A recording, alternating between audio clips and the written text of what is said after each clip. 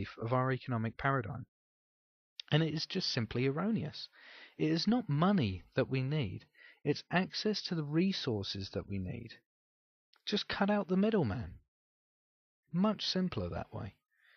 One of the main reasons why the idea of access to resources as opposed to acquisition of wealth in order to gain resources is rejected as fanciful or pie in the sky is because we have always lived within scarcity, and then as a patchwork management for this, monetary systems, of some form or other. Therefore, it's all we know. Anything else is outside of our frame of reference, and hence outside our threshold of seeming acceptance and comprehension. In addition to this, the value of having to work to earn your money so you can afford what you want is what is needed as a dominant value in order to keep the established institution of labour for income in place. That is why it has been culminated by the establishment as a dominant value. I mean, it's very similar to, say, for example, the church. I mean, the church has to perpetuate the idea that we all live in sin, because if it didn't, then if the church didn't propagate the idea that we are all sinful, then no one would turn up to church to be saved. Okay, question 4. What role would music and entertainment play in a resource-based economy? Also a very good question. Music and entertainment will play a similar role as it does today. However, the interest will lean closer to the notion of creating for the sake of artistic expression and education. I mean, just think about all the nonsensical BS that's put out onto our entertainment media today. I mean, Hannah Montana, The X Factor, N-Dubs, Lady Gaga, Snow Patrol, and all the other indie clones, Dizzy Rascal, and all the other solo rap artist clones, the Crazy Frog. I mean, come on, what the hell was that? I mean, but anyway, I could go on and on and on, but all those hollow attempts at music, really, is engineered for two main reasons. Well, number one, to sell a lifestyle choice to impressionable kids, teenagers and 20-somethings which bears no relationship whatsoever to morality, natural progress, intellectual endeavour, or anything relevant to our survival. And number two, to make a boatload of money for themselves and the record companies that have the gall to push this ridiculous, superficial, corrosive, disposable crap upon us, supposedly the apathetic, docile and fickle consumer republic. I mean, these kinds of artists will not exist in the future. Now, with that, I'm not advocating that they should be hunted down and killed, even though I do appreciate on a humoristic level the certain poetic notion that Bill Hicks had, where he said, I want to do a show where we rid the world of all these fevered egos that are tainting our collective unconscious. Let's hunt and kill Billy Ray Cyrus or Michael Bolton. But anyway, no, that's not what I advocate at all. Really, what I mean is that this fallacy that's paraded around as art will not exist in the future because it will have no basis. There's no basis to have a so-called musical act that really is there purely just to make money and sell a lifestyle choice when there's no money at all. Music, as a result, will aesthetically return to what it originally was and what it was always intended to be, which is a form of artistic expression, communication, entertainment, and even therapy. Artists in the future will make their music or artwork or books, what have you, for the sake of just wanting to express themselves and share that with people. People will no longer be painting landscapes to pay the rent because there's no money.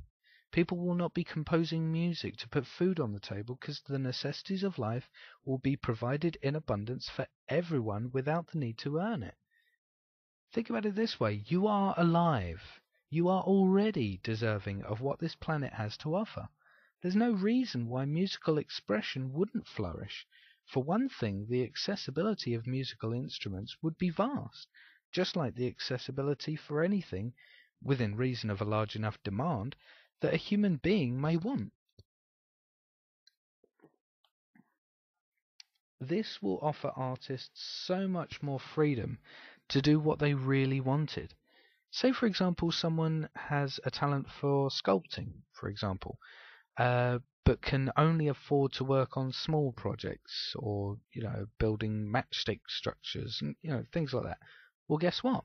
Now they can input their needs into the automated database and request the materials they need. Maybe they wish to do a large-scale structure that they would not be able to do in the monetary system because their lack of purchasing power holds them back. Well, in an RBE, they can do just that. The only discrepancy would come out of whether the resources you need for said project can be spared and hence allocated. Compromise will become a vital tool here. As for entertainment, there's no reason why television, for example, has to cease to exist. However, it will become a much more elaborate but user-friendly interactive experience, like the internet. It's very likely that the internet and television will merge into one concept. There'll be one. Internet will be TV, and TV will be internet. But it won't function as it does as the habitating, engine of culture. I mean, I'm reminded of the line from the film Harrison Bergeron, where the guy says, "You shouldn't learn anything from television." I'll never forget that line because it's true. That's what television is. That's what television is now. But now going back to the merging of internet and TV. We've already begun this process. We're already watching TV on our laptops and such, and a lot of people, tell me how beneficial it is. I mean, I've seen myself that there's features that you can utilize to, cut out all the advertisements, all the crap, and just simply isolate the TV programming that you wish to view. The accessibility is immense.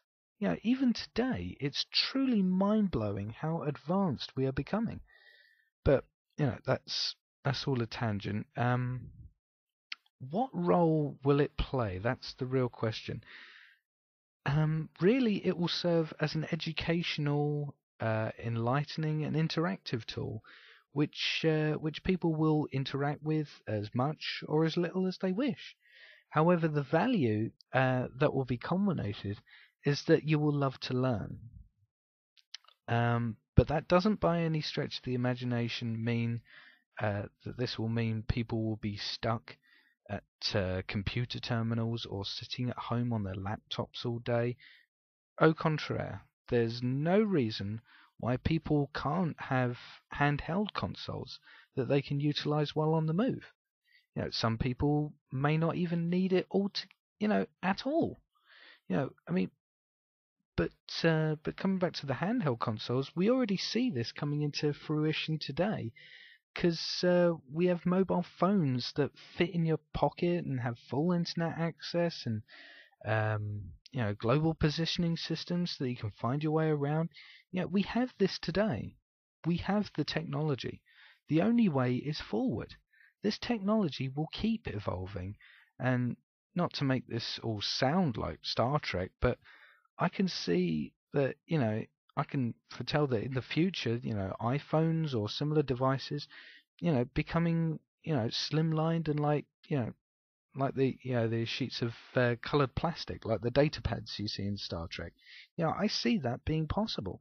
There's no telling what possibilities can be reached, but I can tell you this: as long as we have a monetary system, this technology will be constantly held back, and it will be continually hobbled by the formalities of the restrictions of the monetary system, and that also implies and dictates planned obsolescence. Okay, question 5. You say about people will grow to want to be the best they can be, but what if they feel they are the best already? As in they love their job or their home life or anything like that. Okay, I seriously doubt that anyone can truly and honestly say that they are a complete individual who is optimal at everything and needs no further education about anything unless they have either been indoctrinated into some really strange values or they are suffering from some form of psychiatric distortion. I mean, no one person can say that they are a complete individual, because otherwise, why are they still alive? To enjoy the fruits of this completion at the age of 25 or 30? Even if they were sincere with this, what does this mean for the rest of humanity? I'll tell you. It means nothing. An example would possibly go something like this. So Jeff, you say you got yourself a perfect life with your family and you feel complete? Really? Well, that's wonderful. Well, we'll have to get back to you with that one, mate. Because over here we got war, we got poverty, we got greed, we got murder, we got corruption, starvation, genocide. We got all this stuff to deal with. But yeah, you got a perfect life. Good for you. No, that is not how we deal with things properly. You notice when you consider the bigger picture how irrelevant your own personal success is, and how disgustingly selfish it is to only want to relax in your comfortable bubble of isolated success. Well, that is the reality we're dealing with here for a lot of people. The only success, I will say, the only success that is relevant is the well-being of every human being on the planet. The reason why people like to lounge in their own bubbles is because people have been taught not to care. And that is a large basis for a lot of our education and orientation when it comes to our lives. Just think about number one. Forget about the problems the rest of the world has. Well, I'll tell you this right now for nothing at all. This mentality is not going to change anything. Likewise, when people are taught not to care, they're also taught to eventually become satisfied with their current standing. People, as a result, begin to feel that they are happy with how the world is. Actually, people are taught to accept the world in which we live as a given and taught to repeat whatever they're indoctrinated with. The biggest trick is that we've been duped into thinking that this acceptance is actually happiness. People say they are happy when in fact they've really just been taught to accept things as is. There's a major difference between the two. This is why people regurgitate phrases like, this is the way it is, and but we need money to survive, etc., etc. But they say these things without actually knowing what the hell they mean. We become an apathetic, docile herd of projecting repeaters. We cease to be thinkers and become mere parrots of the indoctrination that has polluted our minds. Now, you tell me, given what state the world is in now, and what we can actually do about it if we applied critical thought, relevant discussion, robust technology, and a shift in values, are you happy with your life?